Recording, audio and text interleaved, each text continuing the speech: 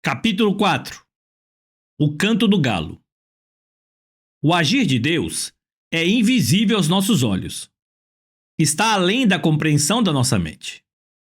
A multiforme sabedoria divina sempre trará surpresas, não somente a nós, como também ao adversário de nossas almas. É lógico que dentro daquilo que a palavra de Deus afirma claramente sobre Deus mesmo, ou acerca do reino e seus princípios, não devemos esperar mudanças ou surpresas. Por exemplo, se lemos na Bíblia que a salvação é pela graça mediante a fé, não há perigo de que o Senhor mude de ideia e anule o que está escrito. Quando falamos de um agir imprevisível, referimos-nos àquelas coisas das quais as Escrituras não falam claramente sobre como Deus agirá. Há assuntos dos quais sabemos que Deus tem um compromisso de agir por ter prometido isto. A questão não é se ele agirá ou não, pois sabemos que certamente agirá. A questão é como fará, e não há como prevermos isto. Entretanto, dentro desta visão de um agir invisível aos olhos humanos, a Bíblia revela princípios que podemos saber se manifestarão em nossas vidas. Quando nos rebelamos, Deus trata conosco. Quando nos ensoberbecemos, Ele trata conosco também. Em algumas circunstâncias, a ação divina poderá se mostrar um tanto quanto misteriosa. Gerações anteriores à nossa costumavam atribuir a Deus todas as coisas. Recentemente, Deus levantou muitos mestres e profetas que contribuíram com o corpo de Cristo, trazendo luz quanto a muitos princípios mal compreendidos. E podemos ver que muitas vezes o diabo estava agindo em vidas não por uma permissão divina, mas por autorização da própria pessoa, que quebrara princípios espirituais, dando assim lugar ao maligno. E em meio a tantos princípios que vieram à luz, começamos a ir para um outro extremo. E uma figura distorcida de Deus começou a ser proclamada como se seu amor fosse colocado em questão quando permitisse que passássemos por provas e tribulações. Antes, tudo parecia vir de Deus. Agora, tudo parece vir do diabo. Mas a grande verdade é que nossos valores são tremendamente materialistas e corrompidos, e nunca conseguimos ver os valores interiores de caráter que precisam ser formados em nós. E se esta formação de caráter nos custar perdas materiais, tenhamos certeza de que Deus não só a aprovará, como verá lucro nisto. Neste capítulo, quero partilhar um princípio que tenho aprendido com um dos meus pastores. Há momentos em que o Senhor quer que saibamos que nós não somos tudo o que pensamos ser. Nossa autossuficiência e soberba impedem a ação de Deus em nós e através de nós. E quando viermos a nos encontrar em situação de perigo devido a estes sentimentos enganosos e ocultos em nossa alma, podemos ter certeza de algo: o Senhor tratará conosco. O título deste capítulo é uma referência a como Deus tratou com Pedro na ocasião em que ele negava a Cristo e o galo cantou. Convido-o a examinarmos a vida deste apóstolo e aprendermos com ele acerca disto. Os discípulos eram homens falhos. Tiago, irmão do Senhor, escreveu acerca do profeta Elias, um dos maiores vultos do Velho Testamento. Elias era homem semelhante a nós, sujeito aos mesmos sentimentos. Tiago capítulo 5, versículo 17. Uma outra versão diz que era sujeito às mesmas paixões. A tradução J.B. Phillips diz que ele era alguém tão humano quanto nós. Isto deixa bem claro como foi cada um dos homens a quem Deus muito usou em toda a história. Frágeis, falhos, tentados, limitados em si mesmos. Não eram os super-heróis ou semideuses que pintamos em nossa imaginação. Cada um deles foi usado por Deus por dispor-se, anular-se e deixar ser tratado. Entre os 12 apóstolos, havia muita coisa humana, falhas na alma e no caráter que precisavam ser corrigidos. O sentimento de terem sido os escolhidos do Messias certamente afetou cada um deles. A honra de terem a constante companhia e intimidade de Jesus de verem seus milagres e prodígios e também de serem usadas por Deus para operações de maravilhas, se torna uma descarga poderosa em cima do ego de qualquer um. E, inicialmente, eles ainda não sabiam como lidar com isto. A sensação de grandeza e superioridade penetrou o interior deles e pode ser claramente vista em alguns episódios narrados nos evangelhos. Em determinada ocasião, 2 deles, sem ainda entender a natureza do reino que Jesus estava proclamando, quiseram tornar-se os 2 homens mais influentes depois de Jesus em seu reinado. Então se aproximaram dele Tiago e João, filhos de Zebedeu, dizendo-lhe: Mestre, queremos que nos concedas o que te vamos pedir. E ele lhes perguntou: Que quereis que vos faça? Responderam-lhe: Permite-nos que na tua glória nos assentemos um à tua direita e o outro à tua esquerda. Mas Jesus lhe disse: Não sabeis o que pedis. Podeis vós beber o cálice que eu bebo, ou receber o batismo com que eu sou batizado? Disseram-lhe: Podemos. Tornou-lhes Jesus: Bebereis o cálice que eu bebo e recebereis o batismo com que eu sou batizado. Quanto, porém, ao assentar-se à minha direita ou à minha esquerda, não me compete concedê-lo, porque é para aqueles a quem está preparado. Ouvindo isto, indignaram-se os 10 contra Tiago e João. Marcos capítulo 10, versículos 35 a 41. Observe que os outros 10 indignaram-se contra Tiago e João, mas não por aceitarem o que Jesus lhes falara, e sim porque cada um deles também estava tomado do mesmo sentimento egocêntrico e soberbo. O restante da narrativa de Marcos mostra que Cristo teve que chamá-los para junto de si e estabelecer a ótica correta quanto ao ministério, que é baseada no serviço e não na posição. Mas Jesus, chamando-os para junto de si, disse-lhes: Sabeis que os que são considerados governadores dos povos temo-nos sob seu domínio, e sobre eles os seus maiorais exercem autoridade. Mas entre vós não é assim, pelo contrário. Quem quiser tornar-se grande entre vós, será esse o que vos sirva. E quem quiser ser o primeiro entre vós, será servo de todos. Pois o próprio Filho do Homem não veio para ser servido, mas para servir e dar a sua vida em resgate por muitos. Marcos capítulo 10, versículos 42 a 45. Em meio a este desejo de ser, a esta ânsia de posição, poder e prosperidade, Tiago e João, filhos de Zebedeu, foram confrontados por Jesus com a afirmação de que a posição como a que eles haviam pedido, ele não podia lhes prometer, mas beber do seu cálice, e isto fala de sofrimento, era algo que eles podiam ter certeza que experimentariam. Em nossos dias, estimulamos muito a busca de poder e prosperidade, como se isso fosse a coisa mais importante que o cristão pudesse vir a experimentar. Mas Deus está levantando seus profetas para declarar que Ele espera que bebamos o cálice das provações e saiamos não só como vencedores ao fim delas, mas tratados por Ele. Assim como o ouro provado no fogo se torna mais limpo, também sob o tratamento de Deus em meio à adversidade e crises externas e internas, seremos também aperfeiçoados. E isto faz parte do agir divino. Até esta hora, contudo, os discípulos que Jesus escolhera ainda não haviam sido trabalhados interiormente naquele sentido. E o curioso é que o próprio evangelista Marcos relata no capítulo anterior que tal problema já havia se manifestado no meio dos 12 e que Jesus, por sua vez, também já havia chamado a atenção deles, ensinando-lhes os conceitos corretos. Mas eles só tinham ouvido o Senhor, ainda não tinham aprendido. Observe. Tendo eles partido para Cafarnaum, estando ele em casa, interrogou os discípulos: De que é que discorreis pelo caminho? Mas eles guardaram silêncio, porque pelo caminho haviam discutido entre si sobre quem era o maior. E ele, assentando-se, chamou os 12 e lhes disse: Se alguém quer ser o primeiro, será o último e servo de todos. Marcos capítulo 9, versículos 33 a 35. Lucas também nos mostra esse tipo de sentimento entre os apóstolos, suscitaram também entre si uma discussão sobre qual deles parecia ser o maior. Lucas capítulo 22, versículo 24.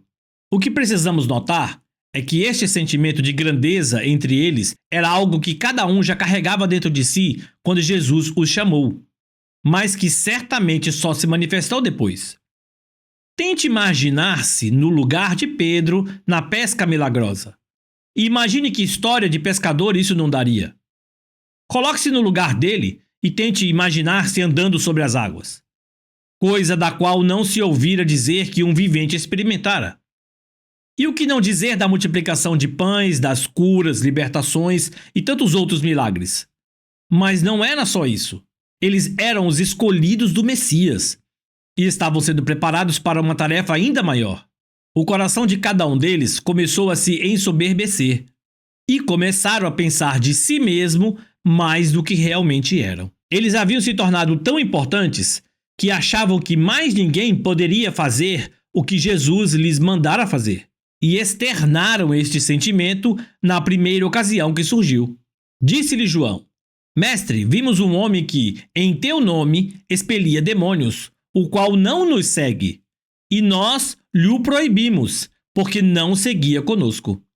Mas Jesus respondeu: Não lhe proibais, porque ninguém há que faça milagres em meu nome, e logo a seguir possa falar mal de mim. Pois quem não é contra nós, é por nós. Marcos capítulo 9, versículos 38 a 40. Só eles podiam fazer aquilo. Outra pessoa não. Ninguém poderia brilhar como eles brilhavam ao lado de Jesus. Este sentimento foi externado diversas vezes. Quando uma aldeia de samaritanos não quis receber Jesus, 2 deles quiseram orar para que descesse fogo do céu e os consumisse. Propuseram isto a Jesus, imitando o estilo de Elias. Ao falarem assim, não estavam apenas demonstrando ser guardiões da reputação de Jesus, mas já se achavam tão homens de Deus quanto Elias.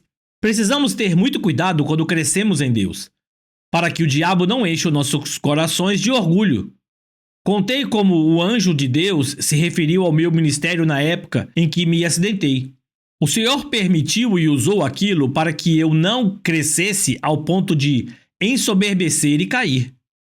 Nunca achamos que isso possa acontecer conosco. É sempre com os outros, nunca conosco. Mas as Escrituras advertem que quem está em pé deve cuidar para que não venha a cair. 1 Coríntios capítulo 10, versículo 12. Este sentimento foi se avolumando nos apóstolos até este nível de cegueira, em que a pessoa acha que a queda pode acontecer com os que vão à sua volta, mas não consigo mesma. Vejamos isto de forma específica na vida do apóstolo Pedro. Então lhes disse Jesus: Todos vós vos escandalizareis, porque está escrito: Ferirei o pastor, e as ovelhas ficarão dispersas. Mas depois da minha ressurreição, irei adiante de vós para a Galiléia. Disse-lhe Pedro: Ainda que todos se escandalizem, eu jamais. Respondeu-lhe Jesus: Em verdade te digo que hoje, nesta noite, antes que 2 vezes cante o galo, tu me negarás 3 vezes. Mas ele insistia com mais veemência: Ainda que me seja necessário morrer contigo, de nenhum modo te negarei. Assim disseram todos. Marcos, capítulo 14, versículos 27 a 31. Ainda que todos se escandalizem, eu jamais. Você percebe esta mentalidade em Pedro? Ele se achava tremendamente fiel ao Senhor, mas estava prestes a descobrir que não era tudo o que pensava ser. E embora nosso enfoque esteja em Pedro, que se achou melhor que os outros, note que cada um deles disse que, se preciso fosse, morreria com Jesus. Eles realmente acreditavam em sua espiritualidade e fidelidade. Mas na hora em que Cristo foi preso, todos fugiram. Marcos capítulo 10, versículo 50.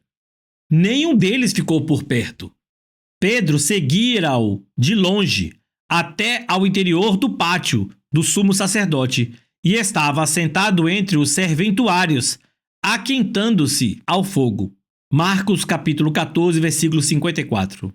Mesmo não abandonando completamente Jesus, Pedro permaneceu à distância de onde pudesse satisfazer sua curiosidade do que viria a ocorrer, mas ao mesmo tempo salvar sua pele. E foi este distanciamento que o levou ao passo seguinte, já antes profetizado pelo Mestre: negar 3 vezes a Jesus. Estando Pedro embaixo no pátio, veio uma das criadas do sumo sacerdote e, vendo a Pedro, que se aquentava, fixou-o e disse: Tu também estavas com Jesus, o Nazareno. Mas ele o negou, dizendo: Não o conheço, nem compreendo o que dizes. E saiu para o alpendre. E o galo cantou. E a criada, vendo-o, tornou a dizer aos circunstantes: Este é um deles. Mas ele outra vez o negou. E pouco depois, os que ali estavam disseram a Pedro: Verdadeiramente és um deles, porque também tu és galileu. Ele, porém, começou a praguejar e a jurar: Não conheço este homem de quem falais. E logo cantou o galo pela 2ª vez. Então Pedro se lembrou da palavra que Jesus lhe dissera: Antes que 2 vezes cante o galo, tu me negarás 3 vezes. E caindo em si, desatou a chorar. Marcos capítulo 14, versículos 67 a 72. Mateus, em seu relato, declara que Pedro chorou amargamente. Marcos enfatiza que ele irrompeu em prantos assim que caiu em si. Caindo em si. O fato dele ter caído em si, quando o galo cantou, mostra que, até então, estava um pouco fora de si. Nosso coração muitas vezes nos engana, levando-nos a achar que somos mais do que realmente somos. Pedro havia fantasiado seu amor e fidelidade ao Senhor, construíra também um sentimento de grandeza em si, e, de repente, tudo foi para o chão. Ele descobriu que não era tão forte assim. Descobriu também que havia uma grande distância entre o que ele achava ser e o que de fato era. É por isso que o Novo Testamento enfatiza muito o cuidado para que não nos enganemos a nós mesmos. Na carta aos Romanos, Paulo declarou: Digo a cada um dentre vós que não pense de si mesmo além do que convém. Antes, pense com moderação. Romanos capítulo 12, versículo 3. Cada um de nós passará por momentos de crise semelhante à do apóstolo. Elas não são tão negativas quanto parecem. Na verdade, são tremendamente positivas, pois trabalham ao nosso caráter. Curioso, porém, foi Jesus relacionar este momento de límpida autoconsciência de Pedro com o cantar do galo. Eu sei de uma coisa: não é coincidência estas duas coisas estarem relacionadas. Tudo o que foi escrito para o nosso ensino. O canto deste galo tem uma figura. Fala de um sinal, um alarme, um testemunho que nos fará cair em si e ver quem de fato somos. Note que é quando o galo canta que Pedro lembra-se do que Jesus lhe dissera. Logo, o canto do galo é um sinal que Deus usa para nos despertar e mostrar quem realmente somos. É um despertador de Deus. Por que Jesus não impediu? O Senhor Jesus Cristo, sabendo de antemão o que o apóstolo iria passar, avisou-o antes que acontecesse. Mas por que Jesus não fez nada para o livrar? Por que não o impediu? Porque era necessário que Pedro passasse por isto. Era parte do tratamento de Deus na vida e ministério dele. E mais, não era um acontecimento meramente humano, mas espiritual. Lucas, o médico amado, registra este detalhe. Simão, Simão, eis que Satanás vos reclamou para vos peneirar como trigo. Eu, porém, roguei por ti, para que a tua fé não desfaleça. Tu, pois, quando te converteres, fortalece os teus irmãos. Ele, porém, respondeu: Senhor, estou pronto a ir contigo, tanto para a prisão como para a morte. Mas Jesus lhe disse: Afirmo-te, Pedro, que hoje 3 vezes negarás que me conheces, antes que o galo cante. Lucas capítulo 22, versículos 31 a 34. Observe que até Satanás estava envolvido nisto. O diabo também ouvia as afirmações de grandeza e espiritualidade que os discípulos ostentavam e por isso pediu a Deus para peneirar a vida deles, do mesmo modo como se peneirava o trigo. E o interessante é que ele recebeu permissão divina para isso.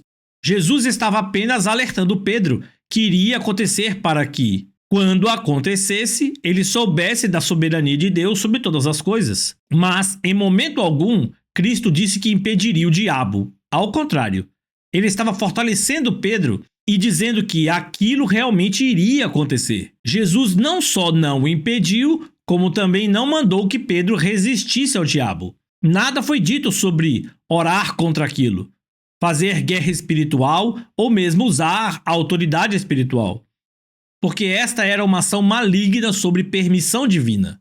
Era mais uma daquelas muitas vezes que Deus coloca Satanás para trabalhar para ele. Toda esta cena de perseguição a Jesus que ocorreu no jardim em que foi preso e tudo aquilo que se seguiu estava debaixo de uma ação maligna. A pressão das pessoas sobre Pedro indagando se ele não estava junto com Cristo, o próprio medo que ele sentiu e que deve ter sido incrementado por pensamentos sombrios, todos aqueles acontecimentos estavam sendo empurrados pelo adversário. Jesus mesmo declarou no jardim: "Esta é a hora e o poder das trevas." Lucas capítulo 22, versículo 53. Contudo, nada saiu e nada sai debaixo da soberania de Deus, que sempre age por sua multiforme sabedoria. Embora Jesus não tenha impedido este acontecimento, não significa que não tenha havido intervenção sua. Ele mesmo declarou a Simão Pedro que havia orado e intercedido em favor dele. E deu a entender com isso que ele não apenas venceria a batalha, mas que, ao final, também seria tratado e trabalhado por Deus.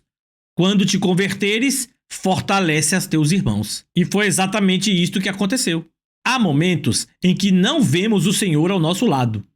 E esta sensação de estar sozinho parece ocorrer justamente sobre os mais intensos e violentos ataques das trevas.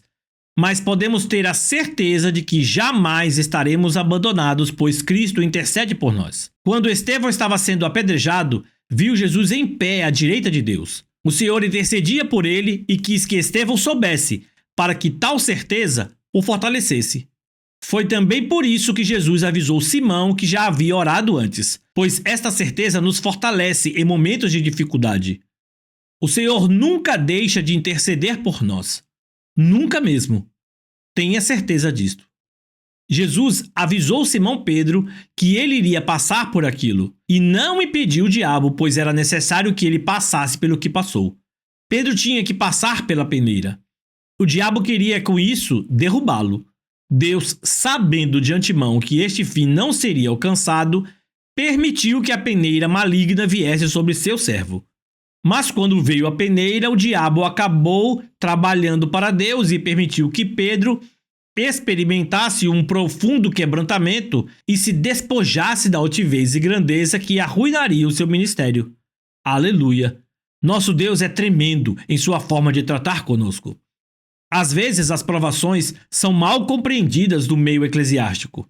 Alguém disse que o Senhor nos prova para saber quem somos, mas esta não é a verdade, pois Ele é onisciente, sabe todas as coisas, mesmo antes que aconteçam. Então, por que Ele nos prova? Ele o faz para que nós saibamos quem realmente somos. Pedro foi provado para que soubesse que não era tudo o que pensava ser. Deus sabia que ele não era. E nós também seremos provados neste sentido. É o momento em que o galo canta nas nossas vidas e nos desperta. É o momento em que nossa soberba e espiritualidade fingida cai por terra. É justamente nesta crise que o quebrantamento de Deus vem e opera em nós. O canto do galo. Diversas situações podem enquadrar-se como o cantar do galo em nossas vidas.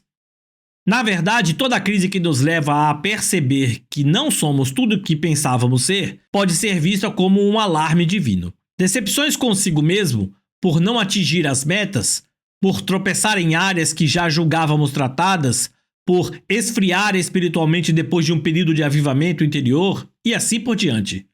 Estabelecido o conceito genérico do que pode ser este galo cantando em nossas vidas, quero me deter em um aspecto específico onde percebo que muita gente se prende sem entender o que está acontecendo, ou mesmo sem querer imaginar que possa haver uma permissão divina para este tipo de crise. Penso ser este um dos cantos do galo, um alarme que mais se repete na vida dos cristãos. A angústia.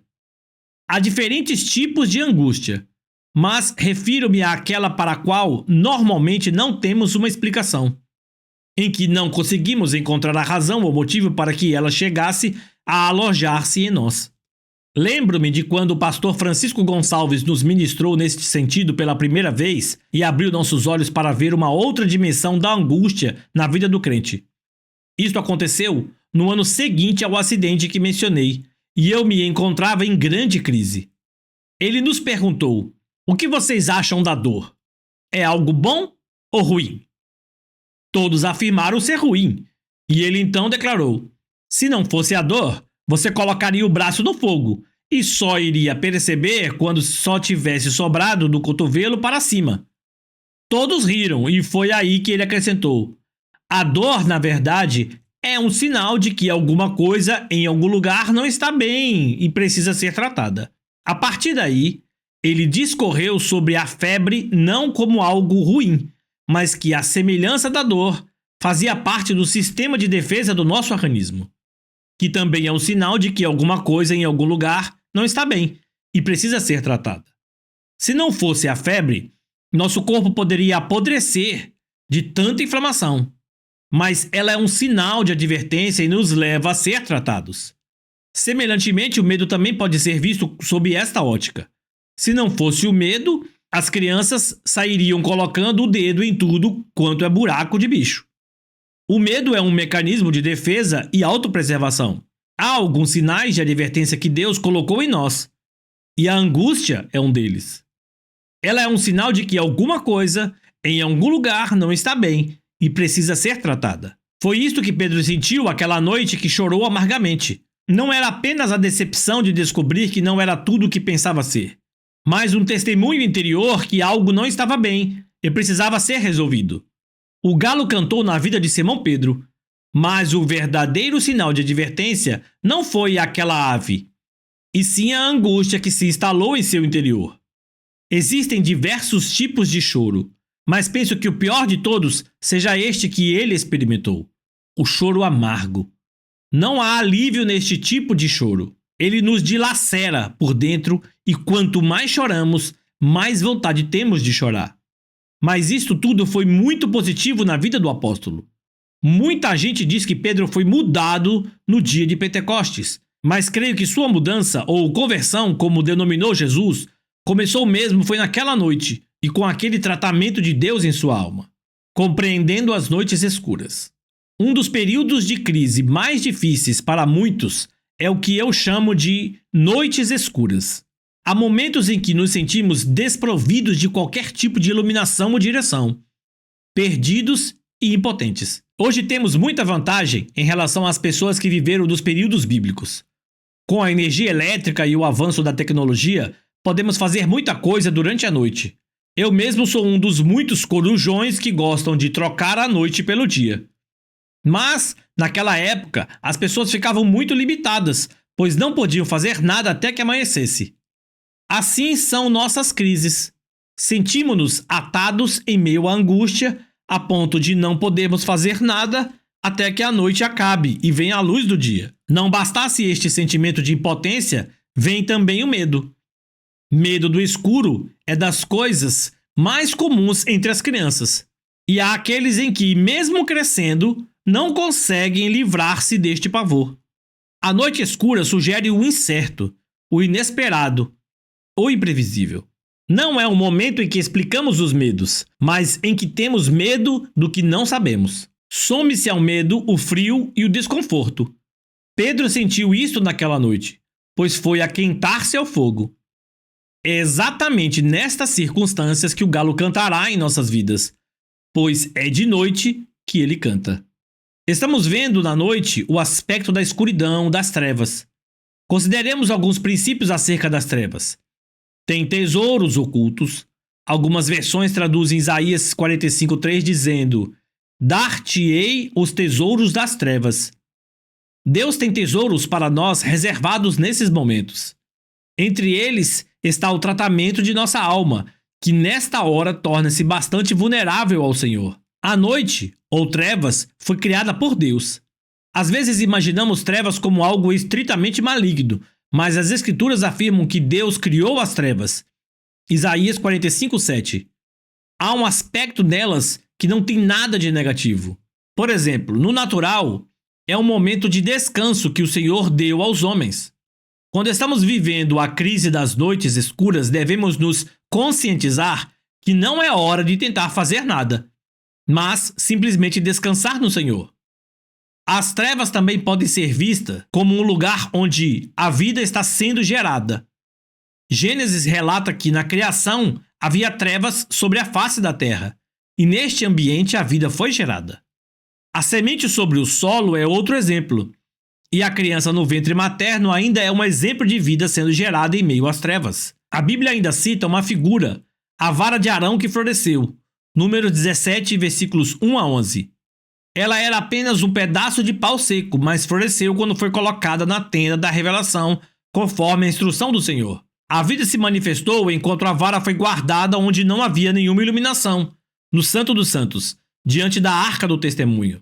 Se você está enfrentando as noites escuras, anime-se. Reconheça que o agir de Deus em nossas vidas vai muito além do nosso limitado entendimento.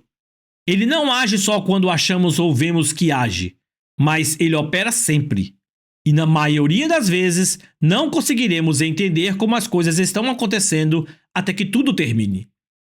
Fique firme, sabendo que Deus é fiel e tem cuidado de nós. Às vezes, sentimos-nos como se estivéssemos no Polo Norte, no período das noites eternas. Parece não terminar, mas vão terminar. E haverá alegria ao amanhecer, porque não passa de um momento de sua ira. O seu furor dura a vida inteira. Ao anoitecer pode vir o choro, mas a alegria vem pela manhã. Salmos capítulo 30, versículo 5. Esta crise terá o seu fim, e o sol nascente brilhará sobre os tesouros que ficaram. Depois do canto do galo, vemos claramente que um novo Pedro surgiu com o fim da noite escura. O Evangelho de João nos mostra isso numa das últimas conversas que Cristo teve com ele.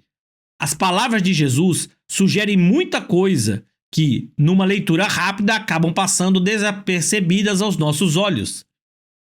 Depois de terem comido, perguntou Jesus a Simão Pedro: Simão, filho de João, amas-me mais do que estes outros? Ele respondeu: Sim, Senhor, tu sabes que te amo. Ele lhes disse: Apacenta os meus cordeiros. Tornou a perguntar-lhe pela segunda vez: Simão, filho de João, tu me amas? Ele lhe respondeu: Sim, Senhor, tu sabes que te amo. Disse-lhe Jesus: Pastorei as minhas ovelhas. Pela terceira vez, Jesus lhe perguntou: Simão, filho de João, tu me amas? Pedro entristeceu-se por ele lhe ter dito pela terceira vez: Tu me amas? E respondeu-lhe: Senhor, tu sabes todas as coisas. Tu sabes que eu te amo. Jesus lhe disse: Apacenta as minhas ovelhas. Em verdade te digo que quando eras mais moço, tu te cingias a ti mesmo e andavas por onde querias. Quando, porém, fores velho, estenderás as tuas mãos e outro te cingirá e te levará para onde não queres. Disse isto para significar com que gênero de morte Pedro haveria de glorificar a Deus. Depois de assim falar, acrescentou-lhe: Segue-me. João capítulo 21, versículos 15 a 19. Por que o Senhor pergunta por 3 vezes o mesmo assunto quando, na verdade, não precisava perguntar nenhuma, visto que após a ressurreição e consequente glorificação, o atributo da onisciência do qual Cristo se despira temporariamente voltara a operar em plenitude em sua vida? Se sabendo todas as coisas ainda assim perguntou, concluímos que o fez não por necessidade da resposta, mas para conduzir o apóstolo a uma sincera autoavaliação.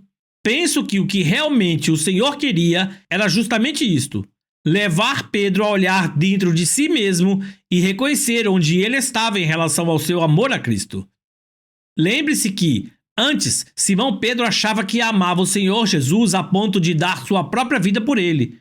E de repente veio a descobrir que não era tudo aquilo que pensava ser, e nem tampouco amava tanto quanto achava. E depois de sua decepção, Pedro passa a achar que não amava tanto o Senhor. É dentro deste dilema vivido pelo apóstolo que Cristo o leva a examinar-se a si mesmo e localizar-se espiritualmente onde ele verdadeiramente estava, quanto ao seu amor. Vemos isto na maneira como as perguntas lhe foram feitas pelo Senhor e pela promessa que ele lhe fez depois delas. Há um jogo de palavras no original grego que não percebemos na tradução do português. Trata-se da palavra amor. O grego usa palavras diferentes para conotar expressões diferentes do amor. Se a referência ao amor é física, sexual, então a palavra grega empregada é eros. Se a conotação do amor for fraternal, então é filéu. E quando trata-se de um amor perfeito, intenso, do tipo de Deus, a palavra usada é ágape. No português, não temos este tipo de diferença. Contudo, Jesus usou diferentes tipos de palavras na conversa com Pedro. Na primeira pergunta ele diz: "Tu me amas, ágape?" E Pedro lhe respondeu: "Tu sabes que te amo, filéu." Na segunda vez se dá o mesmo. Jesus pergunta se Pedro o ama no nível mais alto de amor, o ágape. E Pedro reconhece o que ama, mas nem tanto. Seu amor só é filéu. Como não consegue levar Pedro ao seu nível, Jesus desce ao dele e na terceira vez lhe pergunta: "Tu me amas, filéu?" E então Pedro diz: "Senhor, tu sabes todas as coisas. Tu sabes que eu te amo, filéu." E como se por mais uma vez ele afirmasse: "O meu amor não vai além disto e eu não quero me enganar de novo." Talvez até pudéssemos traduzir essas diferentes palavras como amar, ágape, e gostar, filéu. Portanto, para as perguntas de Jesus a Pedro: "Você me ama?" as respostas seriam: "Senhor, tu sabes que eu gosto de você." Mas Jesus termina dizendo que ele viria a glorificar a Deus através de sua morte. Ou seja, que chegaria o dia em que amaria tanto ao Senhor como achou que amava no começo. E nesta promessa de que Pedro daria sua vida por ele, Jesus declarou até mesmo que tipo de morte seria. O apóstolo estenderia suas mãos, um tipo de morte comum nos dias do Império Romano, a crucificação.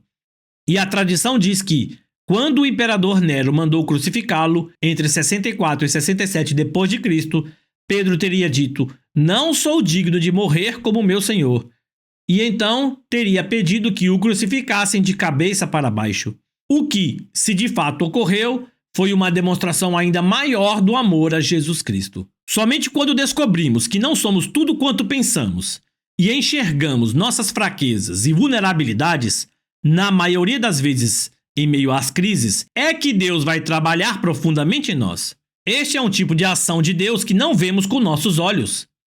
Quando estamos no meio dessas crises, normalmente não entendemos o que está acontecendo e nem tampouco achamos que Deus possa estar agindo, mas Ele sempre estará operando em nós, mesmo quando não vemos.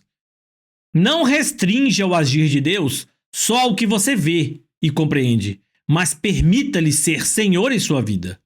Confie nele e em toda e qualquer circunstância, e saiba que a seu tempo tudo será esclarecido, e você terá sido aperfeiçoado e conduzido a um nível de maior maturidade.